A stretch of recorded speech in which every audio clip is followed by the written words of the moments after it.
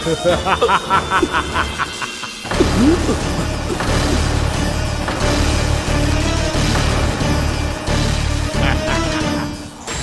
देवगण, असुर राज मूरा को ब्रह्मदेव का आशीर्वाद प्राप्त है।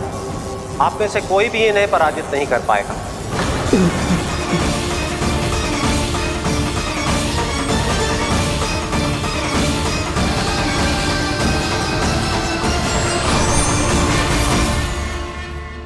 एक अवसर और देता हूं देवराज, युद्ध या अधीनता, क्या उत्तर है तुम्हारा देवराज?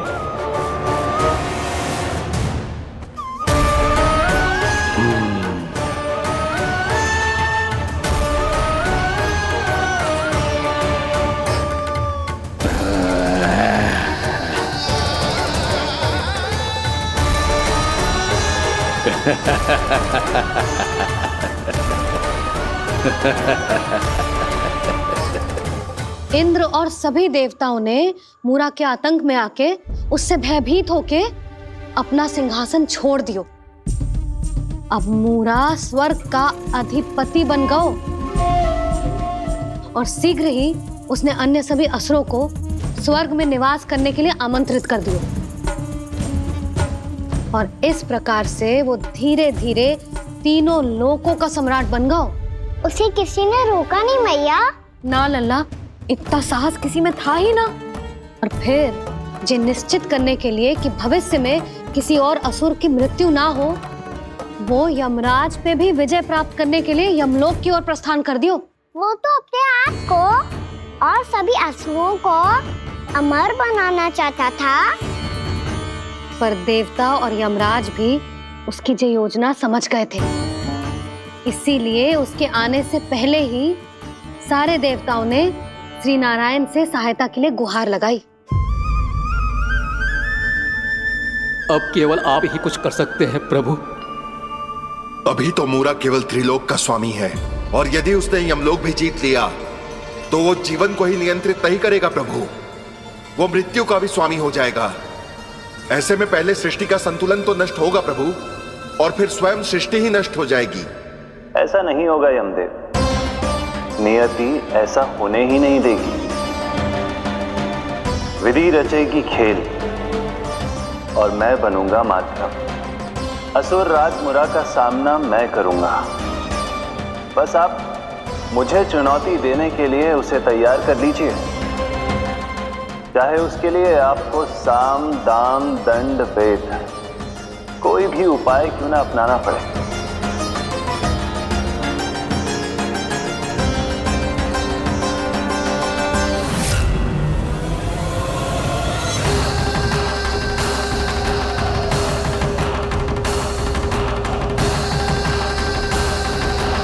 आप तो मेरी प्रतीक्षा में पहले से ही खड़े हैं यमदेव। तब तो आपने मेरी चुनौती के बारे में भी सुना ही होगा। कहिए, क्या उत्तर है आपका? मेरा स्वागत करके अपना राज्य त्यागेंगे या मेरा सामना करके अपने प्राण? असुर राज मूरा का सामना मैं करूंगा। बस आप मुझे चुनौती देने के लिए उसे तैयार कर लीजिए, चाहे उसके लिए आपको साम दाम दंड भेद कोई भी उपाय क्यों ना अपनाना पड़े।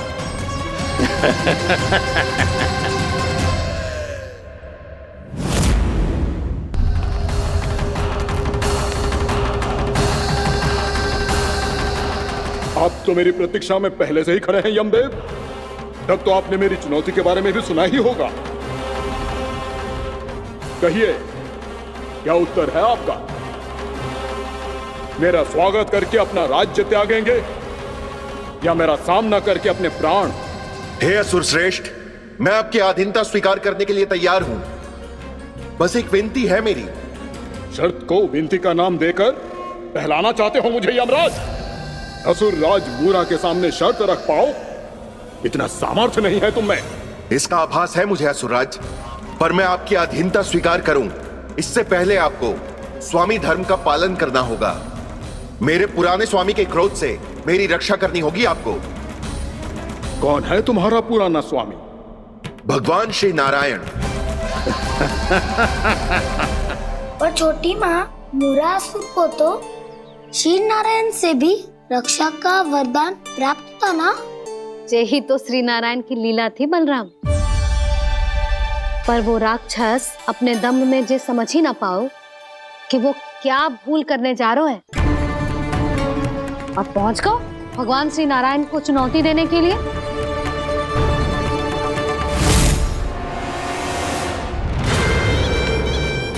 वहीं ठहर जाओ असुर राज मुरा।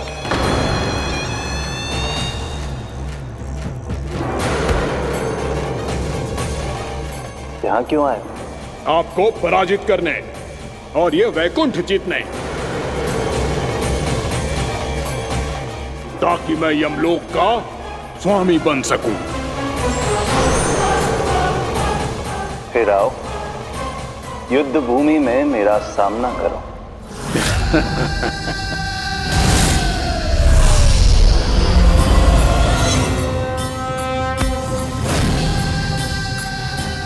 ये नहीं जानते कि इनसे ना हारने का वरदान तो मैं पहले ही प्राप्त कर चुका हूं, इसलिए युद्ध ठीक से आरंभ हो पाए उससे पहले ही इन्हें जीत लूंगा मैं।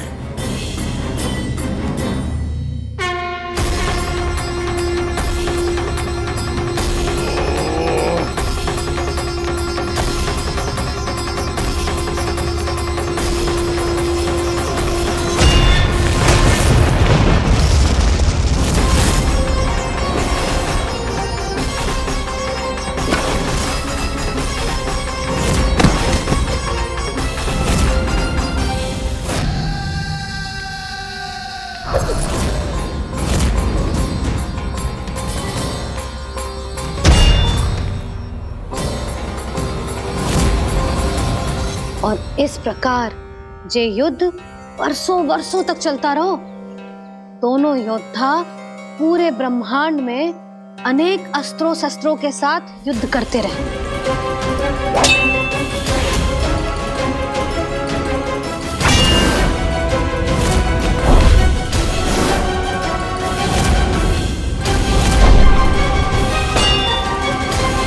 फिर क्या हुआ मैया?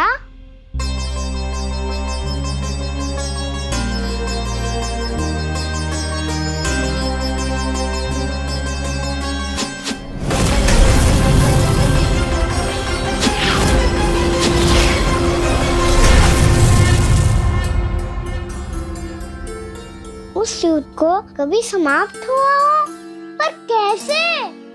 शीघ्र ही वो राक्षस थक गौ लल्ला।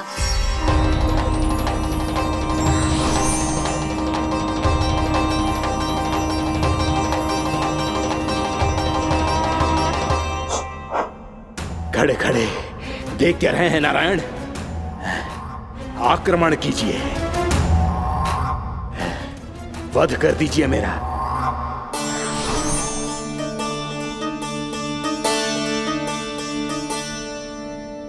मैं तुम्हारी वीरता से प्रभावित हूं, इसीलिए इतनी थकान की स्थिति में मैं तुम जैसे वीर पर आक्रमण नहीं करूंगा। जाओ विश्राम करो। यदि फिर से युद्ध करने की इच्छा हो तो तुम्हारा स्वागत होगा।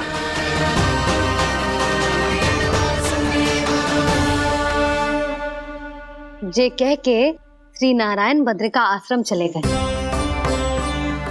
और वहां हिमवत नाम की एक कंदरा में ध्यान लगा के बैठ गए। उधर वो राक्षस विश्राम करने लगो। अनेकों दिन बीत गए और अब वो राक्षस मूरा फिर से स्वस्थ होके बलवान हो गया था। उसने अपनी सारी शक्ति फिर से प्राप्त कर ली थी। श्री नारायण ने उस पर दया करी थी, पर वो फिर से श्री नारायण को छलने को तैयार होगा।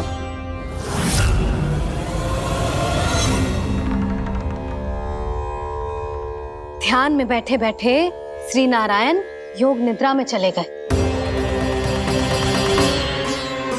पर दुष्ट मूरा इसी अवसर का लाभ उठा के उनकी कंदरा में घुस आयो, ताकि वो सोते हुए श्री नारायण पे आक्रमण कर सके।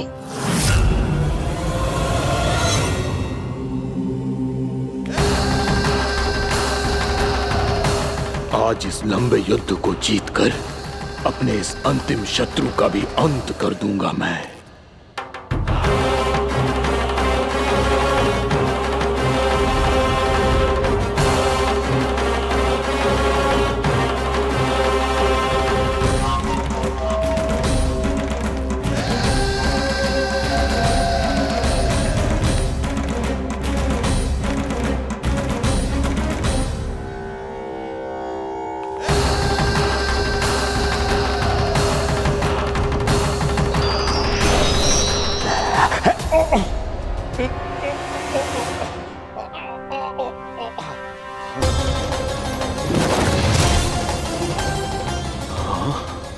दुष्ट राक्षस,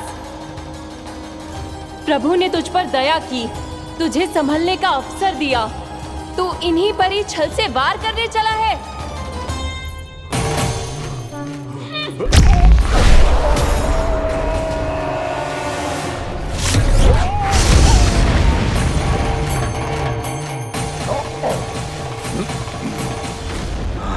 मैं अजय हूँ, मुझे कोई पराजित नहीं कर सकता। ब्रह्मा का वरदान है मुझे। तूने नारायण से अपराजय होने का वरदान मांगा था मूर्ख, उनकी शक्ति से नहीं। ध्यान से देख, मैं तेरी मृत्यु हूँ, मृत्यु।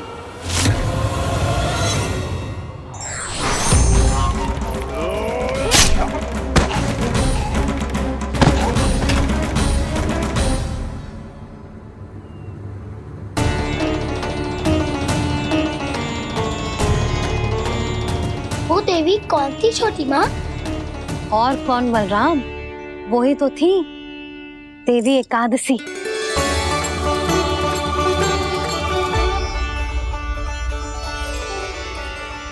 मुझे क्षमा कीजिए प्रभु, आपकी आज्ञा के बिना ही युद्ध करके आपके शत्रु को मृत्यु के घाट उतार दिया। क्षमा नहीं, आपकी तो प्रशंसा होनी चाहिए देवी। असुर राज को मारकर आपने सभी देवताओं को मुक्त करवाया है। इस पापी के अहंकार से तीनों लोकों की रक्षा की है आपने। आप एकादशी की तिथि पर मेरी एकादश इंद्रियों से उत्पन्न हुई हैं। इसीलिए मेरे सभी भक्त आपको उत्पन्न एकादशी के नाम से जानेंगे। सभी तिथियों में आपका स्थान सर्वश्रेष्ठ होगा। जिस तरह आपने राक्षस के आक्रमण से मेरी रक्षा की है, उसी प्रकार एकादशी के दिन व्रत करके जो भी भक्त आपकी कथा सुनेगा, मैं स्वयं उसकी रक्षा करूंगा। जो आपकी पूजा करेगा, उसे मेरी विशेष कृपा प्राप्त होगी और उसके साथ साथ उसे मिलेगा धन, सिद्धि और मोक्ष।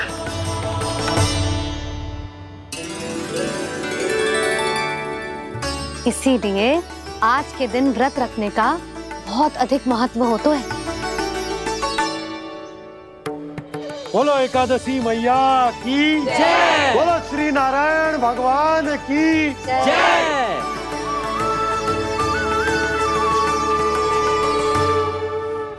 प्रभु की कृपा से एकादशी का महत्व भी पता चल गो और मेरा व्रत भी सफल होगा। अभी नहीं भूला राम, एकादशी का व्रत पूरी तरह तभी सफल होता है जब द्वादशी के दिन उसे पूरा किया जाता है।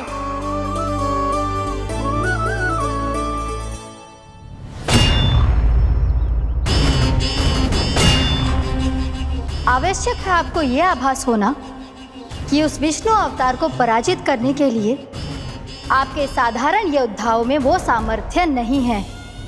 वो विष्णु अवतार कुछ अधिक ही असाधारण है।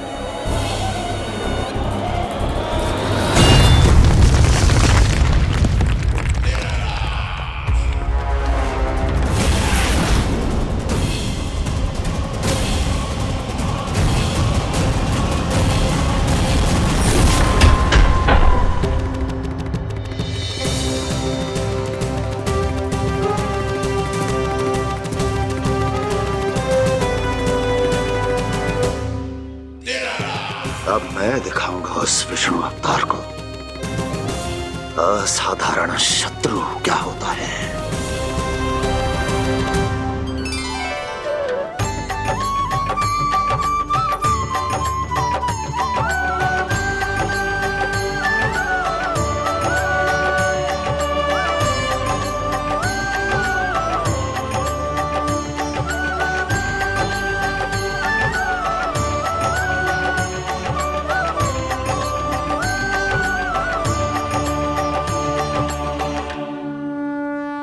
मामा अधीर हो रहे हैं, पर मैया ने मुझे अभी तक बाहर जाने की आज्ञा नहीं दी है। अभी उन्हें किसी और राक्षस को यहाँ भेजने से रोकने के लिए मुझे ही कुछ करना होगा।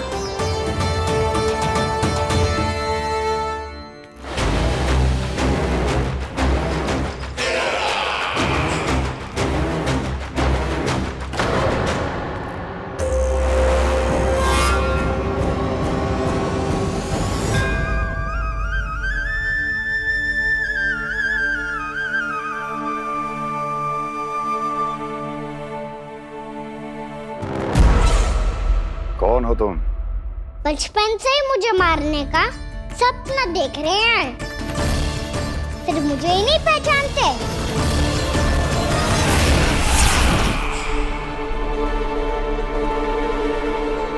बचपन से विष्णु अवतार। कोई कान्हा बुलाता है तो कोई मुरलीधर पुकारता है, कोई माखन चोर कहता है, कोई कहता है चिच्चोर। पर विष्णु अवतार इस नाम से तो बस आप ही मुझे बुलाते हो मामा जी। इतना साहस ये तो यहाँ आ गया है।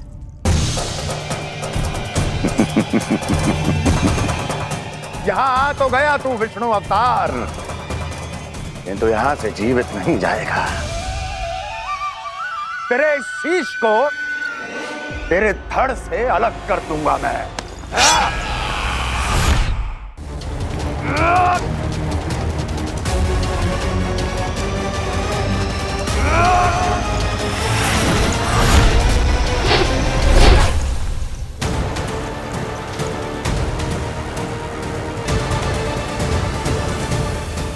कहाँ देख रहे हो मामा जी?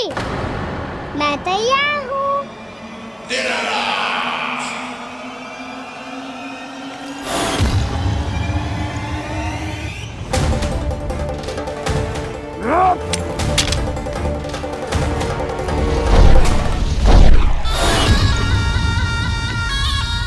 मामा जी, आप सदैव इसी तरह क्रोध में रहते हो क्या?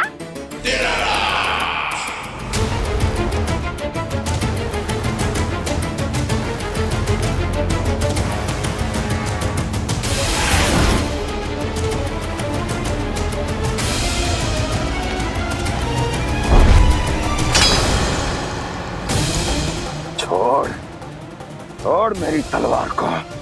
छोड़ो तो तब जब पकड़ा हूँ।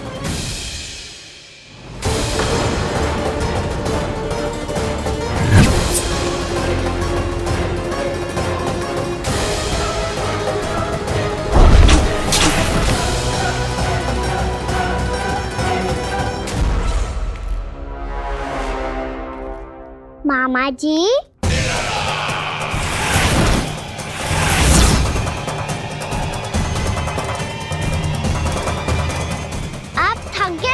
थोड़ा विश्राम कर लो। आपका तो पता नहीं, मैं अवश्य थक गया हूँ।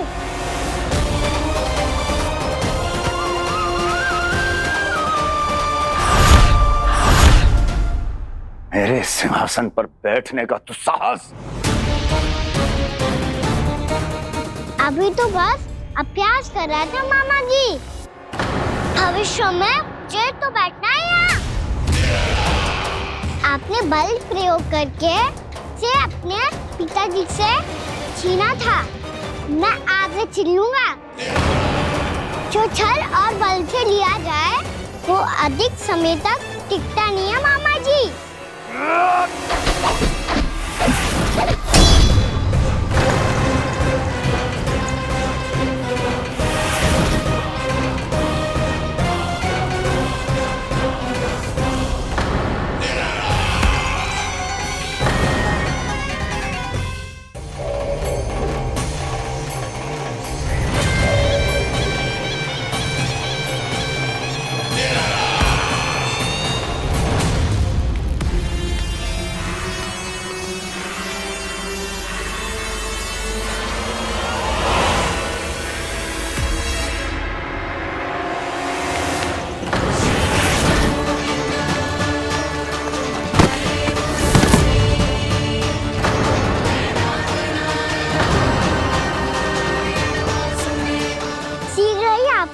सिंहासन छोड़ना होगा।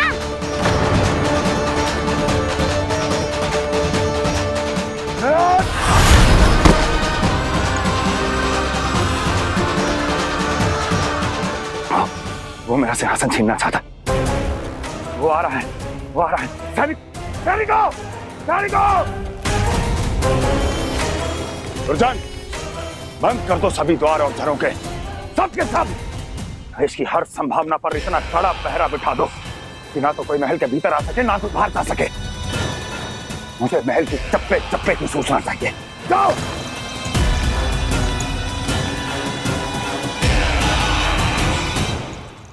सिंहासन।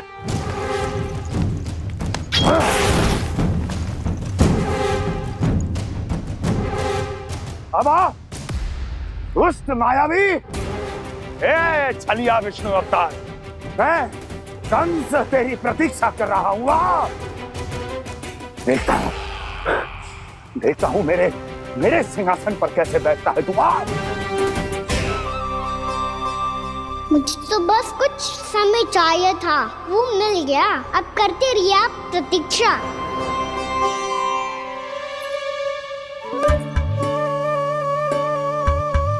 जी अपने आप से बातें क्यों कर रहे हो जी?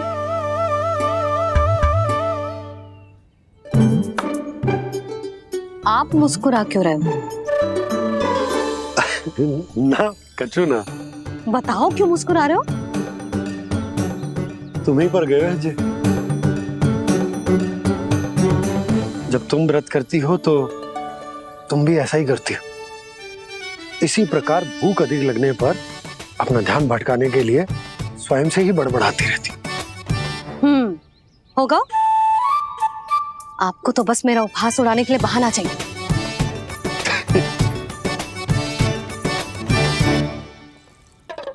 लल्ला, भूख लगी है?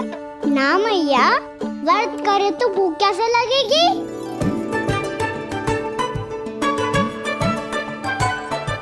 यदि लगी हो तो छोटे बालकों को थोड़ी बहुत भूल चूक क्षमा होती है। कछु ना तो फल तो तू खा ही सकते है। अब तो पूरे नियम और विधि विधान से व्रत तोड़ूंगा। कल द्वादशी के सुबह मुहूर्त के अनुसार। ठीक।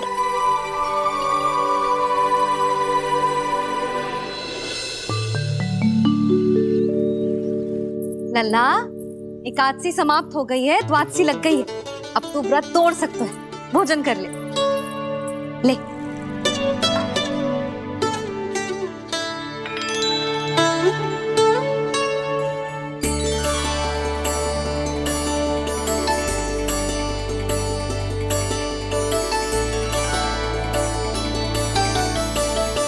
आज तो कार्य कर लीजिएगा।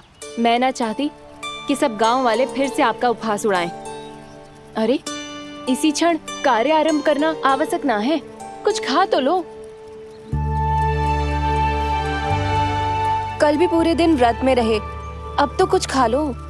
ना, अभी बिल्कुल भूख ना है। और हाँ भगवान, तुम्हें चिंता करने की आवश्यकता नहीं है। आज मैं किसी को भी 2 शब्द कहने का अवसर नहीं दूंगा। अरे, कुछ खाओगे पियोगे नहीं तो कैसे रहोगे?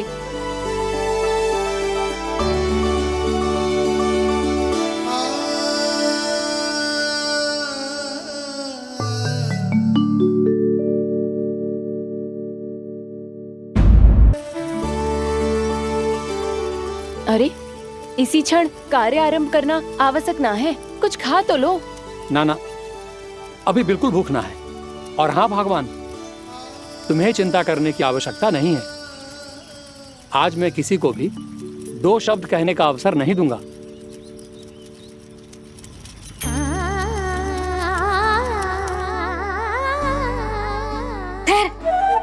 मैं तेरे लिए मट्ठा लेके आती हूँ।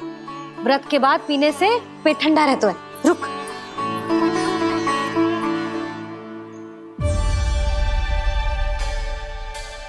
भक्तों ने अभी तक व्रत नहीं तोड़ा है, मैं कैसे तोड़ लूं? भूख कहाँ से होगी? श्री हरि नाम से पेट तो भर लेते हो। श्री हरि श्री हरि श्री हरि।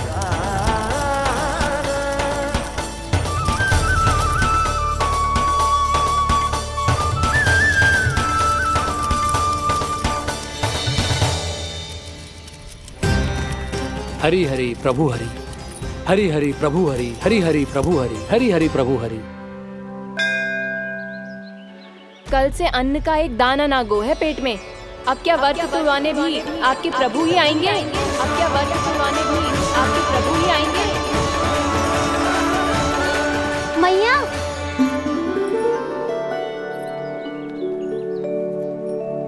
मैया पहले व्रत तोड़ के कच्चू खा तो लो। अभी ना, लौट के आने के बाद। हाँ,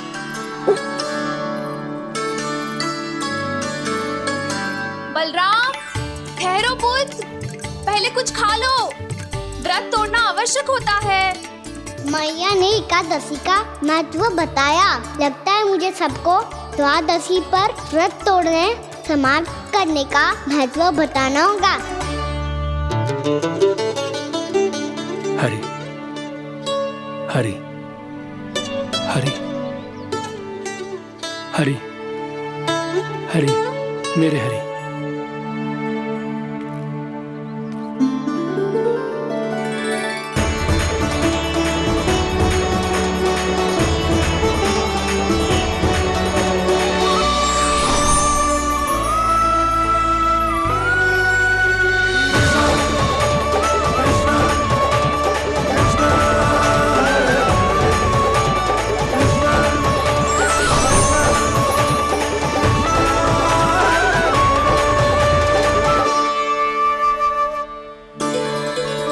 अभी अभी तो मैंने बच्चों की मां को वचन दिया था कि आज किसी को शिकायत करने का अवसर ना दूंगा, और अब मैं प्रभु श्री हरि की कल्पना जसोमती रानी के लल्ला में ही करने लगा। ना ना, ये ठीक ना है।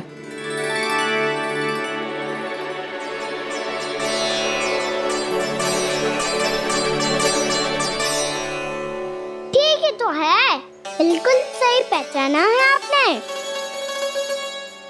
बड़े तो बड़े, अब तो बालक भी हमारा उपहास उड़ाने लगे। मैं आपका उपहास नहीं उड़ाने आया, मैं तो आपके एकादशी के व्रत को पूरा कराने आया हूँ।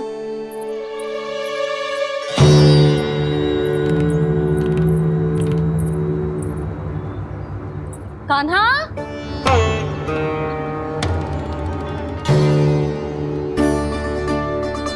तो ये रे आपकी छड़ी और ये रे मेरी पीठ। सेक देना तापड़ तोड़। आज तो इसकी पीठ सेक के रहूंगी मैं। मैया घर पे भूखी मुझे ढूंढ रही होगी। लो, आज द्वादशी के दिन पहले प्रहर में भोजन करके अपना एकादशी का व्रत पूरा करो आप। धन्यवाद राजकुमार, पर अभी हमें भूख नहीं है। बहुत सारा काम पड़ा है, और अभी थोड़ी ही देर में शंकरी बहन भी अपनी मटकी लेने आती होंगी।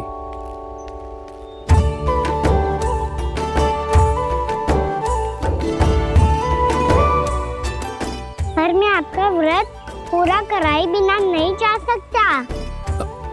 भला क्यों? भक्त भूखा रहे और भगवान खा ले, ऐसा हो सकता है भला?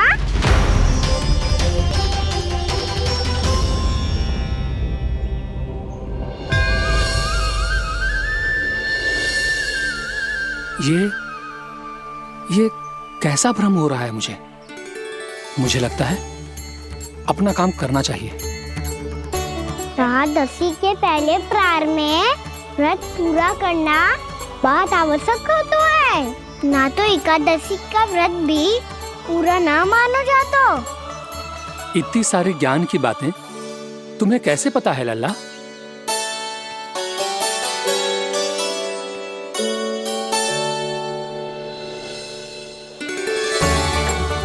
जैसे एकादशी की कथा होती है, वैसे द्वादशी की महिमा भी एक बहुत महत्वपूर्ण कथा है।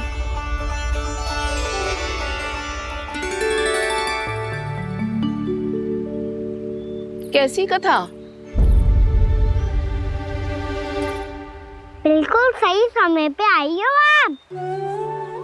क्योंकि आपको ये कथा आपको अवश्य सुननी चाहिए।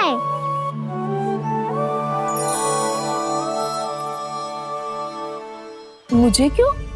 पहले सुन तो लिया, फिर स्वयं ही पता चल जाएगा। बहुत समय पहले एक राजा हुआ करते थे, राजा अम्बरीश। भगवान श्री हरि के बहुत बड़े भक्त थे। ओम नमो नारायणाय। ओम नमो नारायणाय।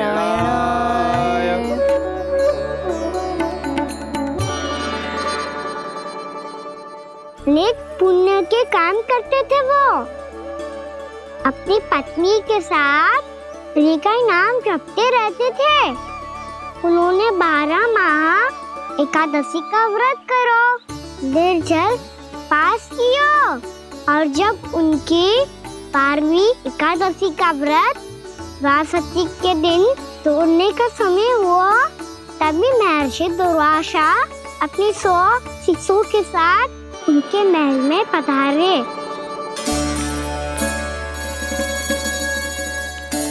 प्रणाम स्वीकार करें महर्षि। आप जैसे महान ऋषि मेरे राज्यसभा में आए, वो भी ऐसे अवसर पर जब मैं और मेरी पत्नी निरंतर 12 एकादशियों के बाद अंतिम एकादशी का व्रत तोड़ेंगे। इससे बड़े सौभाग्य की क्या बात हो सकती है हमारे लिए। आज आपके साथ साथ मेरा और मेरे शिष्यों का एकादशी व्रत भी पूरा होगा। संभव है प्रभु की इच्छा यही हो कि हम सब अपना व्रत एक साथ तोड़ें। ये तो अत्यधिक प्रसन्नता की बात है महर्षि। तो फिर ठीक है, हम सब यात्रा से थके हैं। व्रत तोड़ने से पहले हम स्नान करना चाहते हैं। जैसी आपकी इच्छा महर्षि। जब तक आप लोग लौटेंगे तब तक आपके सारे प्रबंध यहाँ हो चुके होंगे।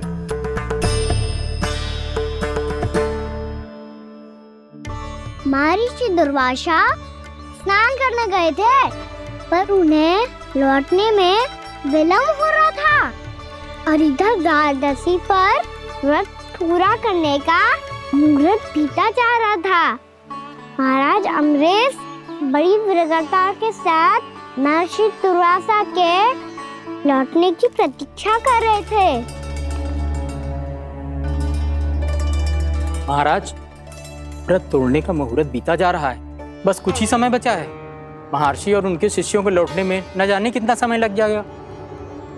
मेरा सुझाव है कि आप मुहूर्त समाप्त होने से पहले व्रत अवश्य तोड़ लें।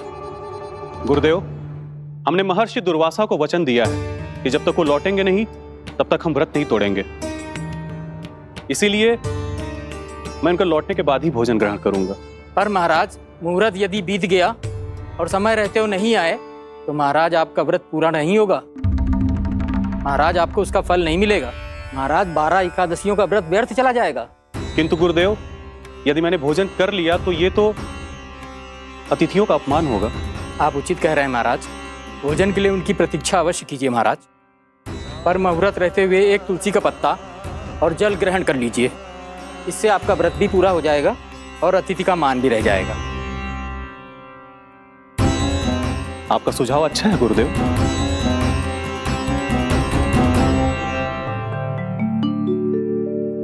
जैसे ही महाराज ने तुलसी का पत्ता खाया, वैसे ही महर्षि दुर्वासा लौट आए। महाराज,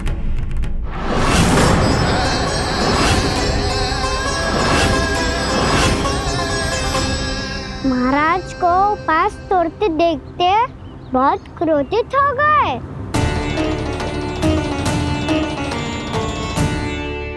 बहुत बड़े भक्त हैं आप, परंतु आप ये नहीं जानते अपने अतिथियों के साथ कैसा व्यवहार करना चाहिए। आपने हमें साथ भोजन करने का वचन दिया था, पर अपना व्रत क्यों तोड़ा आपने? महर्षि, मैंने भोजन नहीं ग्रहण किया। कहीं मुहूर्त न निकल जाए इस कारण मैंने एक तुलसी का पत्ता ग्रहण कर लिया। 56 भोग खाया हो या एक पत्ता, अपना व्रत तोड़कर अतिथियों का अपमान किया है, मेरा अपमान किया है। अब आपको दंड भोगना होगा ताकि आप सीख पाएं कि अतिथियों के साथ कैसा व्यवहार होना चाहिए। महर्षि, महर्षि, आप जो भी दंड मुझे देंगे मुझे स्वीकार है, किंतु आप क्रोधित मत होइए। क्रोध का कारण आपने दिया है महाराज। एक महर्षि का अपमान करके राक्षसी प्रवृत्ति का परिचय दिया है आपने, इसीलिए अब एक राक्षसी आपको दंड देगी।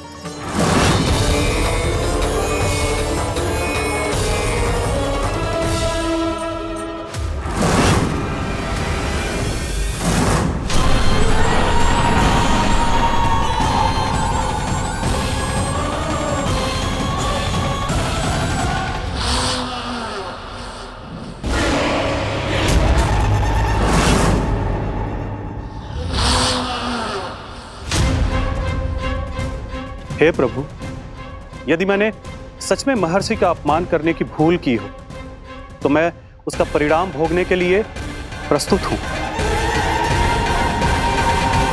ओम नमो नारायणाय, ओम नमो नारायणाय नमः।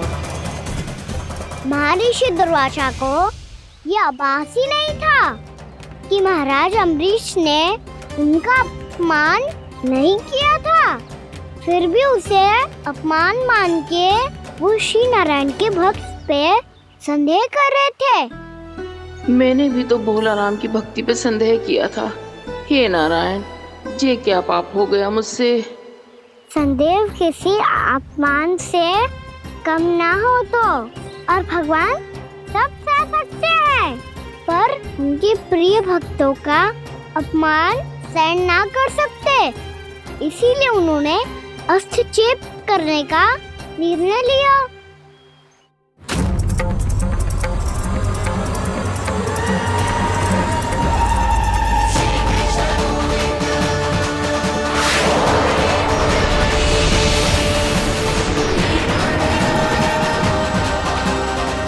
ओम नमो नारायणाय।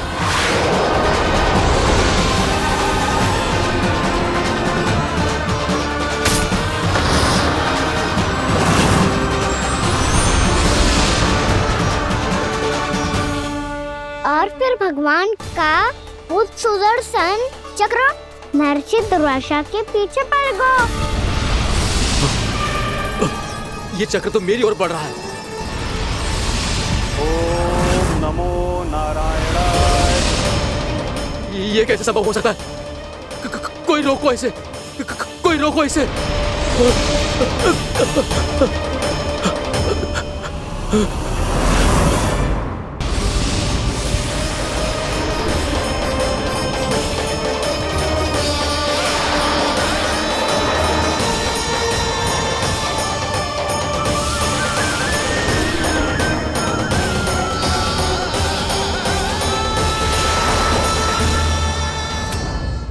चक्र से अपने प्राण कैसे तैसे बचाते बचाते महर्षि दुर्वासा ब्रह्मलोक जा पहुँचे। ब्रह्मदेव रक्षा कीजिए, ब्रह्मदेव सहायता कीजिए, मुझे बचाइए ब्रह्मदेव, रक्षा कीजिए। ये सुदर्शन चक्र मेरे प्राणों के पीछे पड़ गया है, मुझे बचाइए ब्रह्मदेव, मुझे बचाइए। महर्षि, मैं चाहकर भी आपकी सहायता नहीं कर सकता।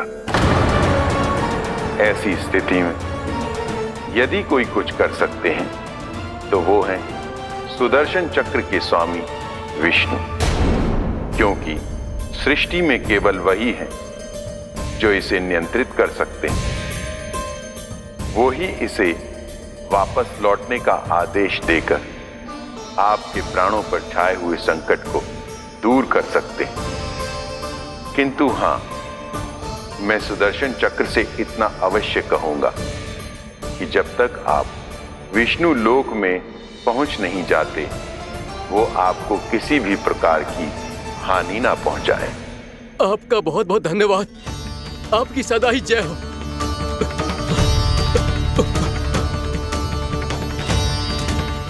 फिर क्या था? भागते भागते महर्षि दुर्वासा सीधे भगवान श्री हरि के शरण में बैकुंठ पहुंच गए।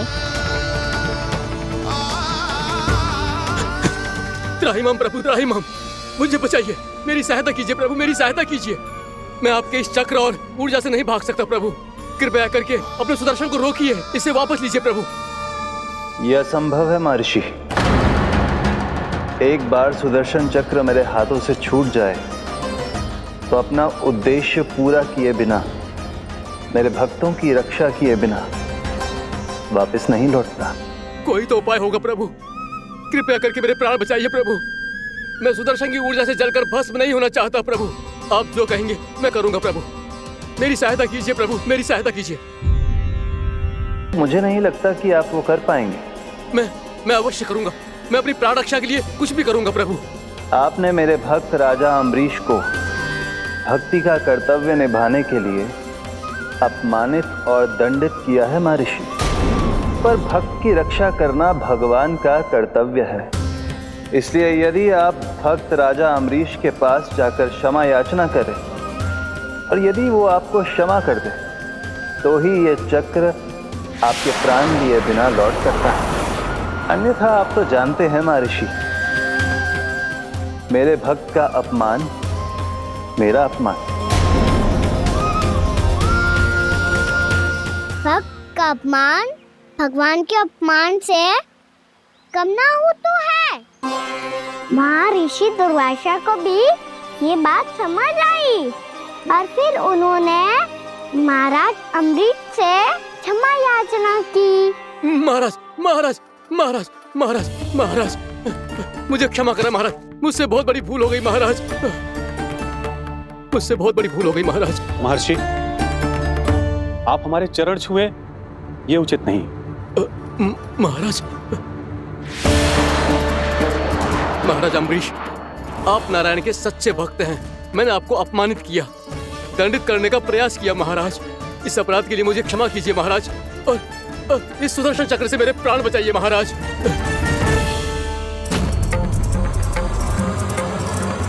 हे महान सुदर्शन, यदि महर्षि के लिए मेरे हृदय में अभी भी वही सम्मान और प्रेम हो जो इनके प्रथम आगमन पे था, तो कृपया आप अपने धाम वापस लौट जाइए।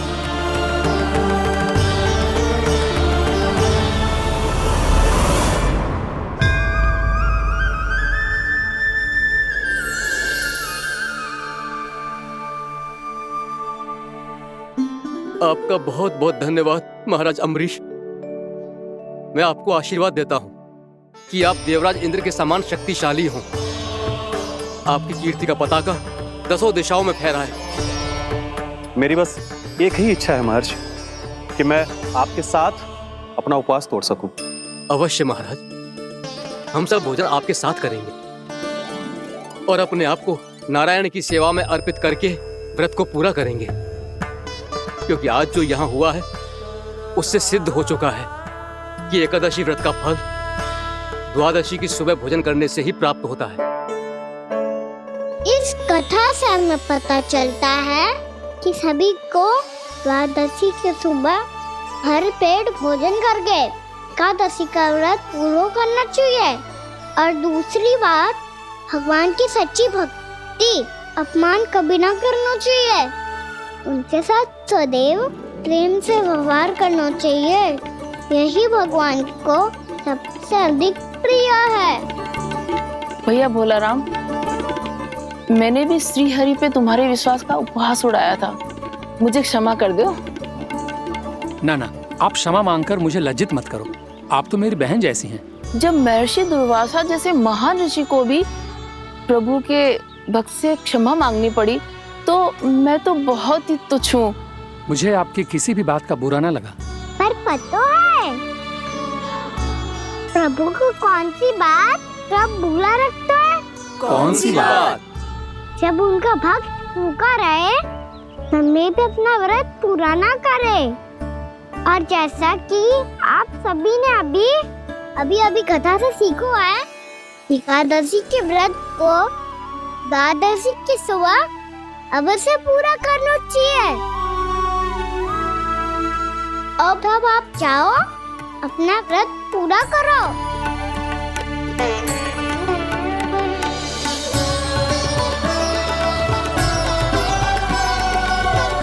मैं आपके लिए जल लेके आती हूँ।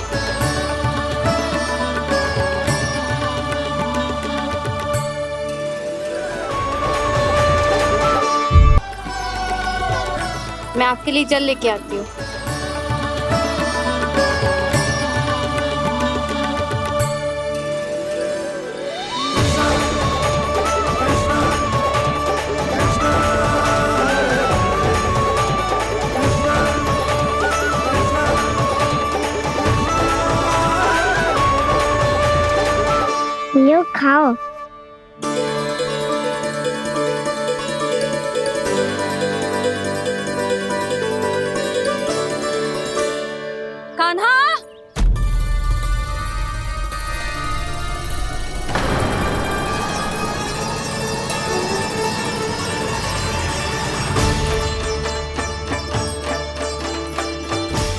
काका, सिगरेट छुपा लो मुझे, मैया आ रही है, बहुत क्रोध में लगती है।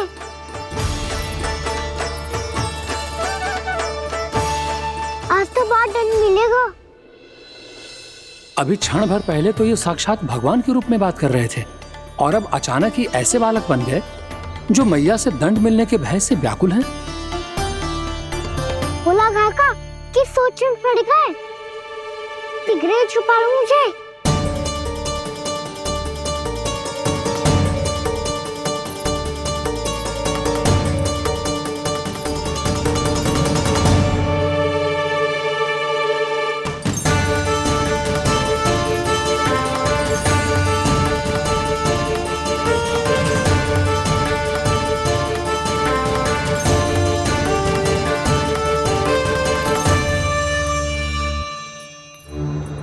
भोलानाथ जी, कान्हा को देखो है क्या? मैंने तो अपने प्रभु को देखा है। मैं अपने लल्ला को ढूंढ रही हूँ, उसे देखो है आपने? वही तो मैं भी कह रहा हूँ जसोदा रानी, मैंने सिर्फ और सिर्फ अपने प्रभु को देखा है।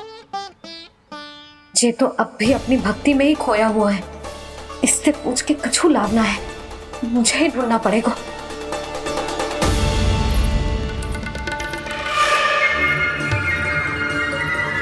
बच गए।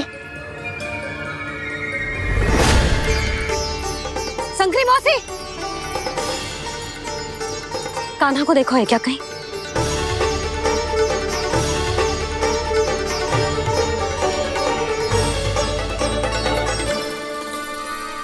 बोला काका, मुझे सिगरेट निकालो ना यहाँ से, भैया फिर से इधर ही आ रही है। सब कहते थे श्री हरि मेरे घर ना आ सकते। देखो आज प्रभु आ गए, उन्होंने अपने हाथ से मेरा व्रत पूरा कराया। हाँ, आते हैं और आगे भी आएंगे हमारे श्री हरि हमसे मिलने और आके मोक्ष देंगे, है ना?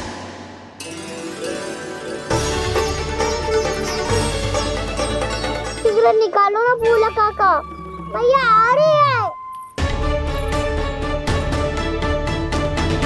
मैं ना निकालूं? मेरा अर्थ है मैं निकालूंगा, अवश्य निकालूंगा, पर तब तक नहीं निकालूंगा जब तक आप मेरी सारी बातें मान नहीं लेते हैं। कौन सी बात? प्रभु, मुझे मोक्ष प्रदान कर दीजिए प्रभु। तथास्तु। ना ना ना प्रभु, मेरे साथ साथ मेरे परिवार को भी मोक्ष दे दीजिए। तथास्तु। अब तो निकाल दो, मैया देख लेंगी। ना प्रभु, मेरे परिवार के साथ मुझसे जुड़ी हुई हर वस्तु, जीव जंतु, प्राणी, गाय बैल भैंस, सभी को मोक्ष प्रदान कर दीजिए प्रभु। तथास्तु। प्रभु, आप सच में अद्भुत हैं। मैंने जो मांगा आपने बिना सोचे समझे सब प्रदान किया। मैं ही अपनी मांगे बढ़ाता रहा। प्रभु, प्रभु मुझे क्षमा कर दीजिए। प्रभु मुझे क्षमा कर दीजिए।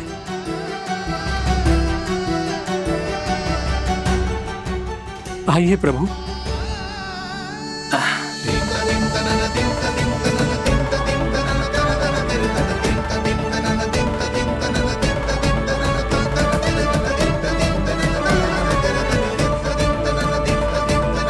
प्रभु, आप तो प्रभु हो, हरि हो, भगवान हो। आप चाहते तो इस मटके से स्वयं निकलकर बाहर आ सकते थे, फिर मेरी आपने हर इच्छा क्यों पूरी की? क्योंकि मेरे भक्त की इच्छा पूरी करने में मुझे भी प्रसन्नता मिलती है।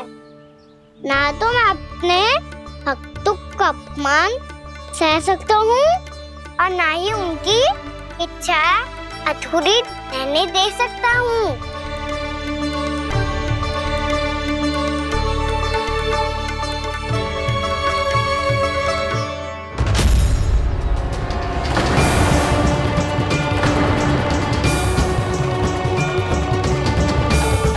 क्या कही थी तूने? हाँ, कि तू फिर से छल ना करेगा। फिर मुझे बिना बताए घर से बाहर कैसे निकलो? क्षमा करना मैया, पर जो आपने सिखाया था मैंने तो उसी का ही पालन करो है। फिर से चतुराई कर रहे हो ना? हाँ?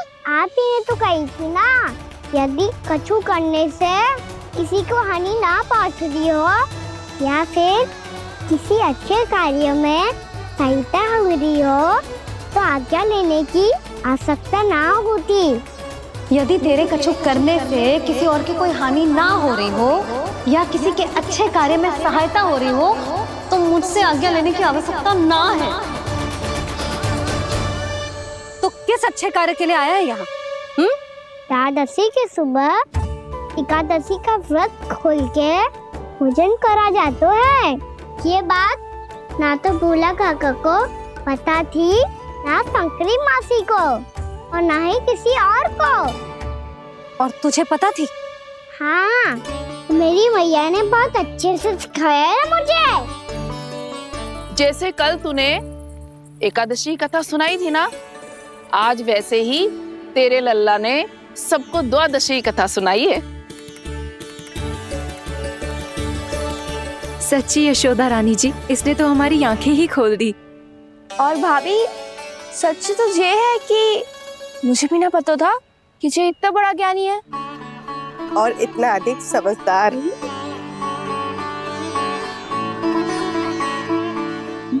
द्वादशी की कथा? वो तो मैंने इसे कभी सुना ही ना है। फिर इसे कैसे पता थी? रानी जी, जो स्वयं भगवान हैं, भला उन्हें कैसे कुछ नहीं पता होगा। मैंने तो इन्हें पहचान लिया। और हाँ, आप सब लोग भी इन्हें अपने अंतर्मन की आंखों से देखिए, हो सकता है इन्हें पहचान पाएं। ये कोई और नहीं है, श्री नारायण है, मेरे श्री हरि, मेरे प्रभु। जय श्री हरि।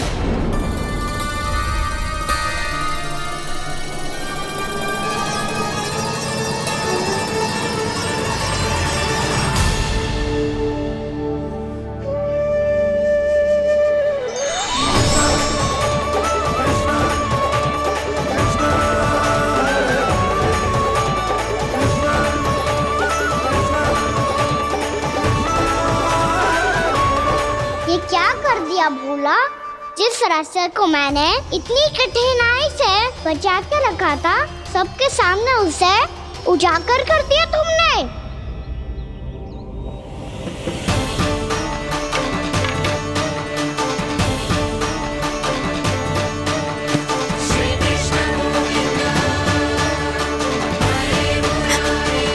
नारायण, नारायण, श्री नारायण।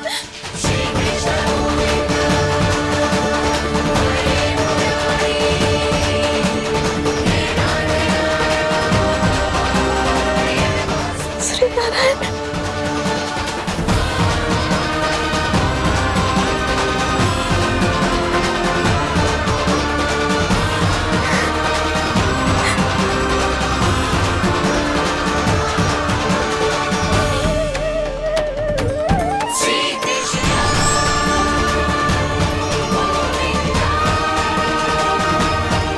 श्री नारायण प्रभु।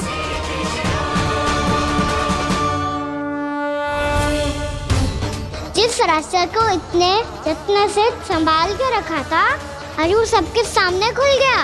और तो और मेरा भेद मैया को भी पता चल गया। बाबा सब कहते रहे पर मैंने एक न मानी। सबने कही थी कि आप भगवान हैं, पर मैं मूर्ख आपको पहचान ही ना पाई। कितनी अभागी हूं मैं।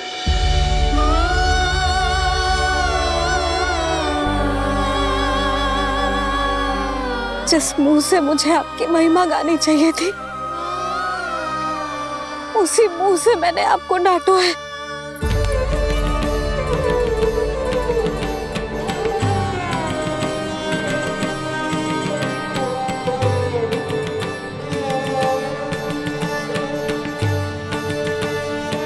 जिन हाथों से मुझे आपके चरण छूने चाहिए थे, उन हाथों से मैंने आपके कान पकड़े।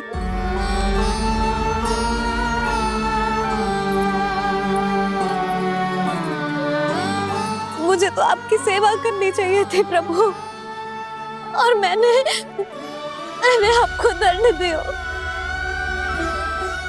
आपको घर से बांध दियो।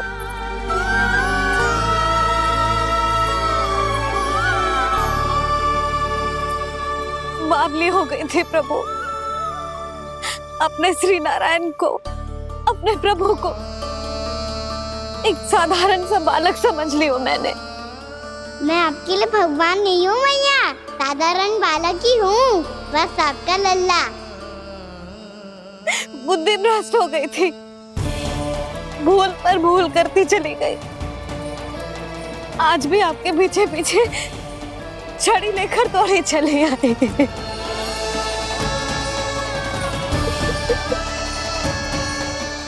अपने आप को दोष मत दो मैया, आपके ममता के लिए तो जन्म लिया है मैंने। हमारा मन बदलने मत दो, मेरे लिए वही पुरानी भैया बनी रहो आप, और मुझे रहने दो आपका वही नटखट लल्ला। मुझे क्षमा कर दो प्रभु, मुझे क्षमा कर दो। बाबा ये कैसा अंत हो गया आज? मैया तो मुझे भगवान मानने लगी, पर मैं इसे स्वीकार नहीं कर सकता। अभी नहीं बाबा, इतनी शीघ्र नहीं। आप ऐसे खड़े क्यों बाबा? कुछ ऐसा करो ना कि मैया फिर से मेरे मैया बन जाए। उनकी दृष्टि में भक्ति नहीं, ममता चाहिए मुझे। कान्हा, मेरे सामर्थ्य में हो तो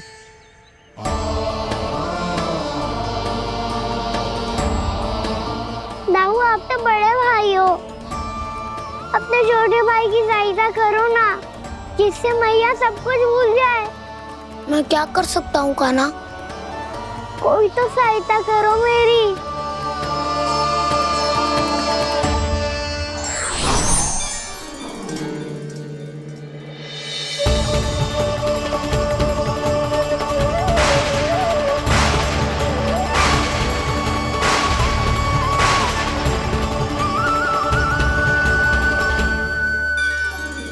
अपने आप को संभालिए प्रभु।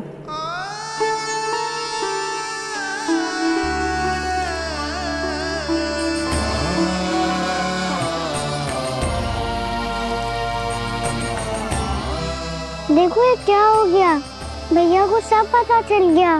अभी तो मुझे मैया की ममता का शौक पूरी तरह हिला ही नहीं था। योग माया,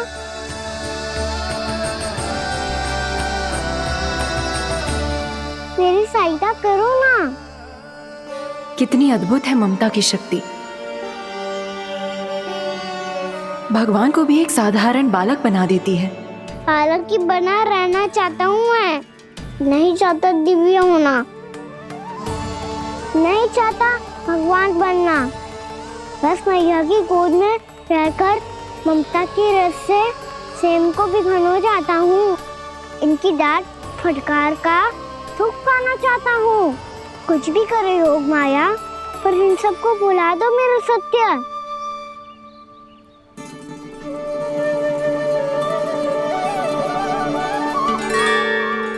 पर इन्हें तो मोक्ष का वरदान मिल गया है प्रभु, इसलिए इनके लिए समय की गति को लौटा पाना संभव नहीं होगा। प्रभु, अब मुझे ये सब भूलने की कोई आवश्यकता नहीं है। मुझसे जो त्रुटि हुई है अब वो दोबारा कभी नहीं होगी, और आज के बाद आपका ये सत्य मैं किसी को नहीं बताऊंगा प्रभु, क्योंकि मुझे पता चल गया है कि आपका यशोमती मैया के लल्ला बने रहना कितना आवश्यक है।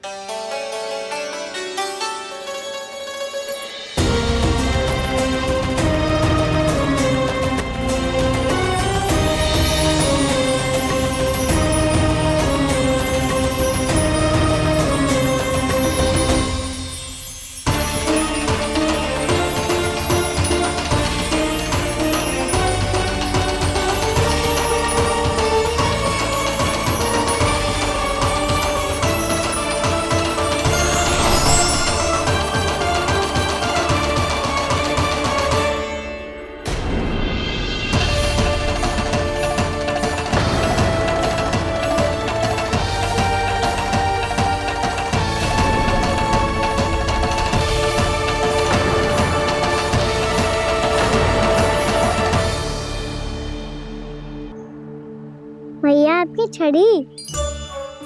पहले चुपके से भाग जा तो है, फिर स्वयं ही छड़ी भी पकड़ा रहे हैं? नटखट कहीं का। हंसी आ रही है? अरे किस बात पे इतनी हंसी आ रही है रे? हाँ?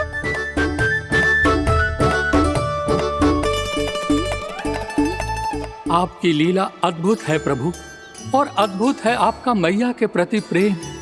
हंसी ना है मैया, ये तो प्रसन्नता है, अपने मैया से मिल जाने की प्रसन्नता। अच्छा, ढूंढ मैं तुझे रही हूँ और तू कह रहे हो कि मैं मिल गई तुझे? तू घर चल लल्ला, अच्छे से पिटाई करूंगी तेरी।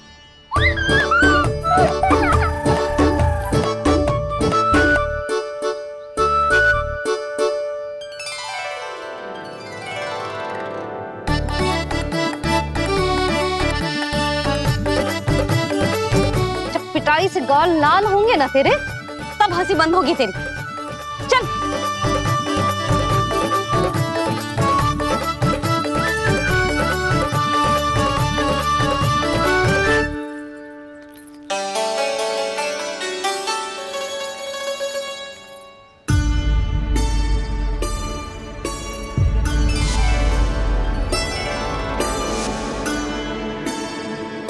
लगता है भैया की और चतन स्मृति वापस आ रही है।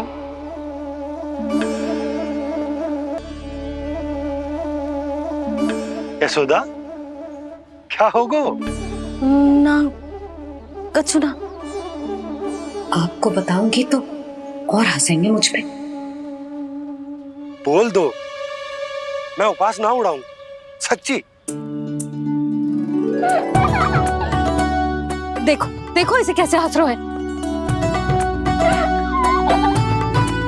मेरे हाथ में छड़ी है, मैया क्रोधित है, पर जे तनिक में भय ना लग रहा है ऐसे? हाँ, हंसे जा रहे हैं।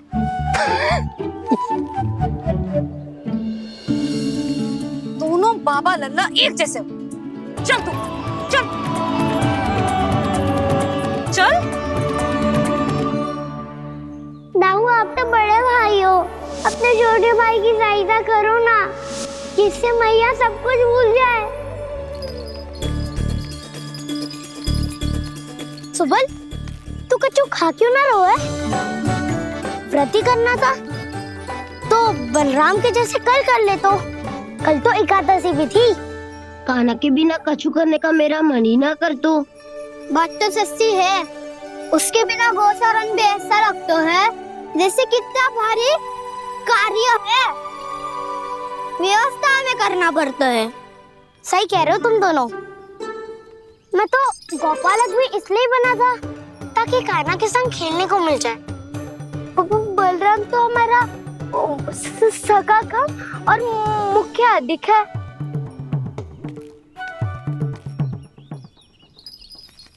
रुक जाओ, तुम सब कुछ देर विश्राम कर सकते हो।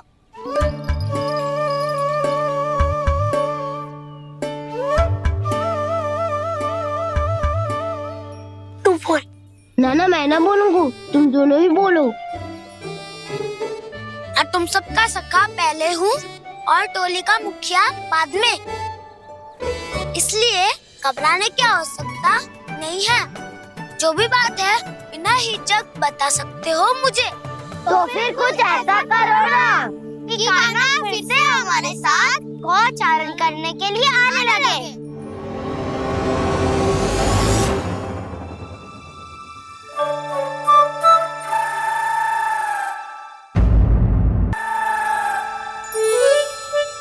बिना कछु बताए भाग गओ। ये भी ना सोचा तेरे बिना मैया बाबा व्रत कैसे तोड़ेंगे?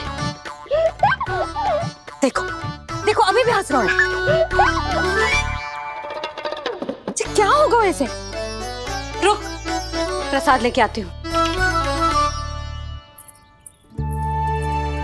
क्षमा कर दो मैया, पर जैसा आपके लिए माँ हूँ वैसे ही मेरे लिए मेरा भक्त, इसीलिए भोला राम का व्रत तोड़वाने जाना आवश्यक था।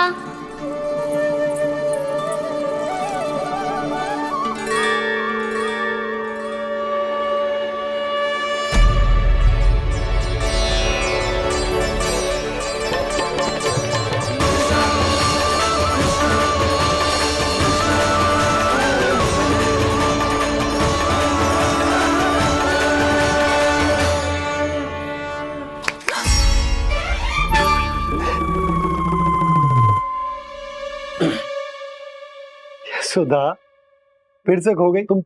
अरे कौन से स्वप्न लोक में चली जाती हो तुम बार बार? हमें भी बताओ। माया का प्रभाव ममता पर अधिक समय तक नहीं रह पाता प्रभु। अरे बोलो ना यशोदा, क्या सोच रही थी?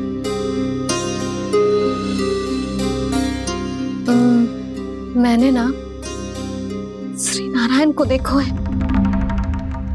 हाँ वो तो मैं भी देख रहा हूँ, यही तो है हमारे सामने। ये वाले ना, तो मैंने साक्षात श्री नारायण को देखो है, वो भी अपने कान्हा के भीतर देखो। कान्हा के भीतर? ना मतलब कान्हा और ये दोनों आमने सामने थे। मैं कुछ समझो ना यशोदा। नारायण और कान्हा दोनों आमने सामने थे? ना, मेरे कहने का अर्थ है कि कान्हा और श्री नारायण एक दूसरे के आगे पीछे थे। अच्छा, तो मतलब श्री नारायण आगे थे और कान्हा पीछे था। पर अगर कान्हा पीछे था तो तुमने कैसे देखा? ओहो, कान्हा आगे था, श्री नारायण पीछे थे।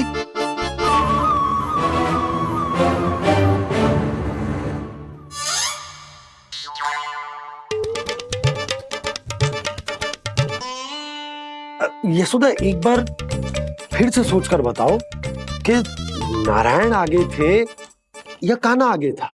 ठीक से याद करो। बहुत बता तो रही हूँ जी, थोड़ी धुंधली धुंधली सी स्मृति है।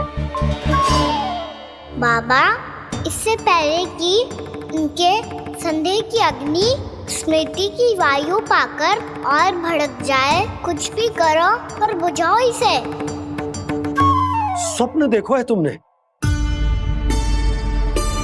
हाँ, संभव है स्वप्न ही था। पर यदि स्वप्न था तो सुबह सुबह उठते ही उसकी स्मृति क्यों ना आई? अब क्यों आ रही है उसकी स्मृति?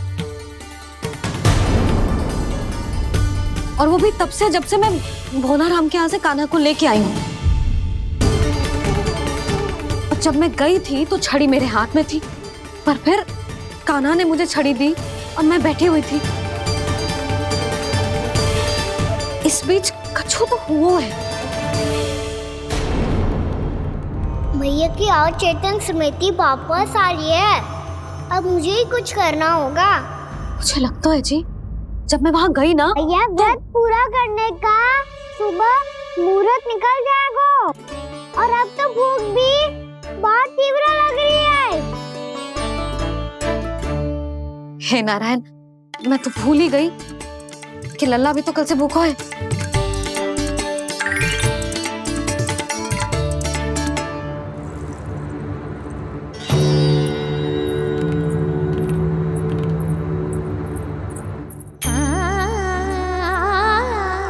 ले, खा।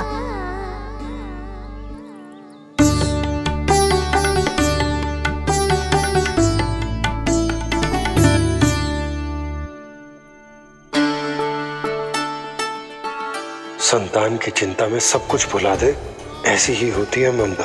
और कान्हा को अच्छे से पता है कि इसको लाभ कैसे उठाना है। हाँ बाबा, लाभ ना, मैं तो मैया की ममता का आनंद उठाना चाहता हूँ, जितना संभव है उससे भी अधिक।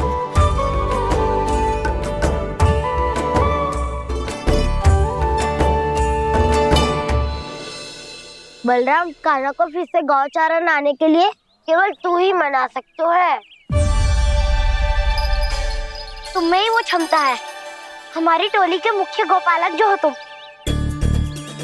हाँ, और कान्हा के दाव भी तो हो तुम। हाँ, वो तुमको मना ना कर पाएगा। तुझे छोटा होने के नाते तुम्हारे आदेश का पालन तो करना ही चाहिए कान्हा को। चिंता मत करो सखा, मैं कछु कहूँ और कान्हा ना माने ये तो संभव ही ना है।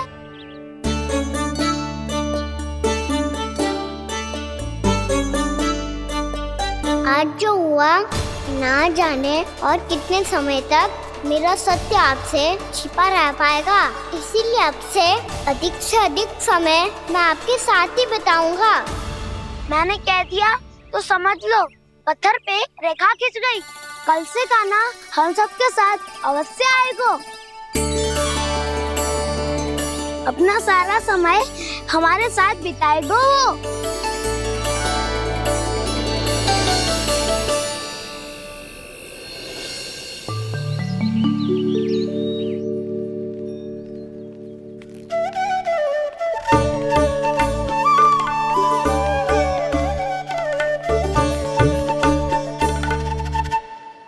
अभी तक तैयार नहीं हुए? तैयार? गौचारण के लिए चलना है ना, तुम्हें लेने आया हूँ। नाना दाऊ, मैं ना चल सकता, मुझे आज्ञा ना है। वो तो माखन चोरी के लिए भी नहीं थी। उस दिन जो वक्कासुर के सामने चले गए थे तुम, तभी तो नहीं थी आज्ञा। इसलिए आज्ञा का बहाना मत ही बनाओगा ना। बहाना नहीं दाऊ, मैं तो सच्ची कह रहा हूँ। मैया को फिर से दुखी ना कर सकते हो और हम सबको दुखी कर सकते हो तुम। आज मैं तुम्हारी एक ना सुनूंगा कान्हा। घर पे रहते हुए कितने सप्ताह हो गए तुम्हें? तुम गोपालक हो कान्हा, गोपालन करना तुम्हारा दायित्व है। आज तुम्हें हमारे साथ चलना ही पड़ेगा। ना दाऊ, मैं ना चल पाऊंगा। बलराम, तुम तो कह रहे थे कि कान्हा तुम्हारी हर बात मानता है, पर इसने तो बड़े भाई का अनादर कर दिया। रुक जाओ कान्हा, सत्य बताओ, तुम छोटी माँ के कारण वन नहीं चल रहे हो या अब तुम्हें हमारे साथ रहना ही अच्छा नहीं लगता? कहीं ऐसा तो नहीं गौचारण में तुम्हारी रुचि समाप्त हो गई हो? ना दाऊ, ऐसा कछु ना है। मुझे गौचारण की बात प्रिय है और आप सबका साथ भी। तो फिर वन चलने में क्या समस्या है तुम्हें? अपने दाऊ की बात मान लो और चलो चुपचाप। मैंने सबको वचन दिया है कि तुम हम सबके साथ चलोगे। पर दाऊ, मैंने भैया को भी वचन दिया है कि मैं नहीं जाऊंगा। इसका अर्थ है कि मेरे वचन का कोई मूल नहीं है। मैं तुमसे बड़ा हूँ कान्हा, तुम्हें मेरी आज्ञा माननी चाहिए। मुझे भी तो वचन दिया था तुमने। दाऊ, आप समझ क्यों ना रहे? मैंने कहा ना, मैं नहीं जा सकता। रुक जाओ कान्हा।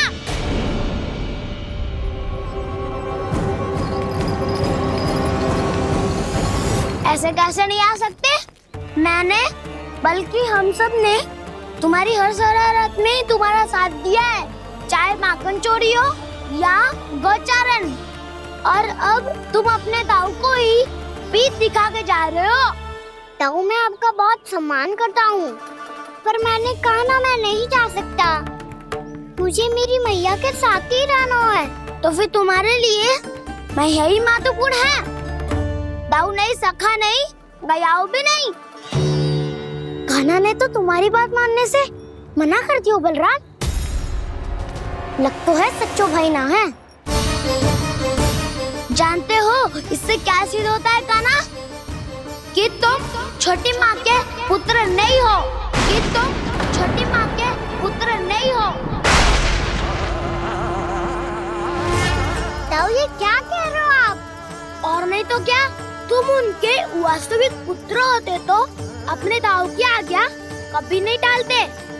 ऐसा मत ही कहो दाऊ, मैं अपनी मैया का ही लल्ला हूँ। मुझे तो लगता है छोटी माँ हाथ से ग्रह करके लाई है तुम्हें। अब ऐसा क्यों बोल रहे हो दाऊ? क्योंकि मैं वो सत्य देख रहा हूँ जो तुम नहीं देख पा रहे हो। छोटी माँ और छोटे पापा दोनों गोरे हैं और तुम अपना रंग देख लो, स्वयं विचार कर लो। जी तो मैंने भी सोचा था, बस बोला नहीं। हाँ तो क्या हुआ, मेरी त्वचा का रंग अलग है, मैं उन्हीं का ही लल्ला हूँ। बस धूप में तुम सबके साथ इतना खेला हूँ कि मेरी त्वचा का रंग बदल को है। बड़बोली बात मत ही कर कान्हा, स्वयं को बचाने के लिए हम पर दोष लगा रहे हो। सत्य तो ये है कि तेरी त्वचा सदैव से ऐसी थी खाना। लग तो है ये कि बलराम सही कह रहा है। इसका अर्थ है कि सस्ते में नन काका यशोदा काकी इसके हाथ से ग्रेप करके आए हैं। बालक हाथ में थोड़ी ना मिलता है। हमारे घर में जो बछड़ा है उसको तो मेरे बाबा हाथ से ही लाए थे, पर मुझे हाथ से कोई ना लायो है। मैं अपनी मैया का ही लल्ला हूँ, यशोमती मैया का नंदाला ही हूँ मैं। तुम्हें वन चलना है तो चलो या फिर मत चलो, और छोटी माँ और छोटे बाबा का लल्ला बनने का स्वांग करने की कोई आवश्यकता नहीं है।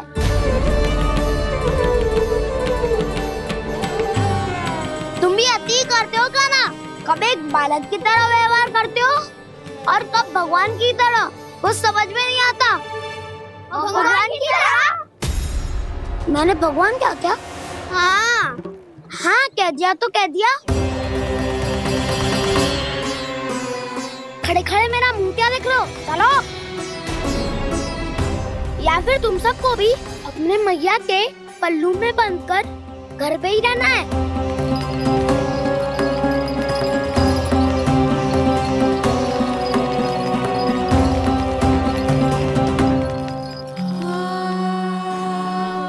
जानते हो इससे क्या सिद्ध होता है काना? कि तुम छोटी माँ के पुत्र नहीं हो, कि तुम छोटी माँ के पुत्र नहीं हो।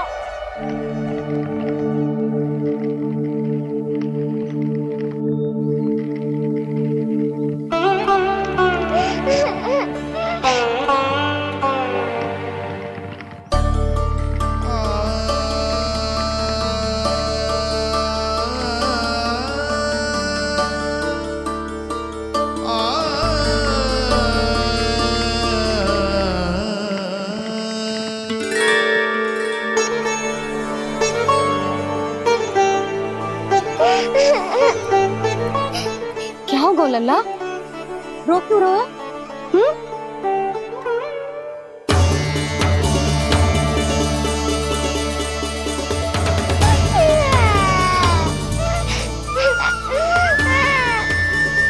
अरे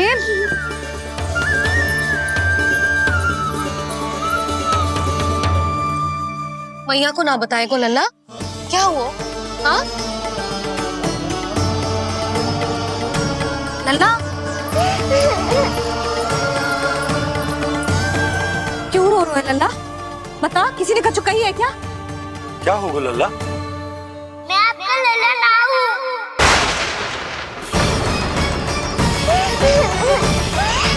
ऐसा क्यों कह रहे हो तू? क्या होगा? आपका भी लल्ला ना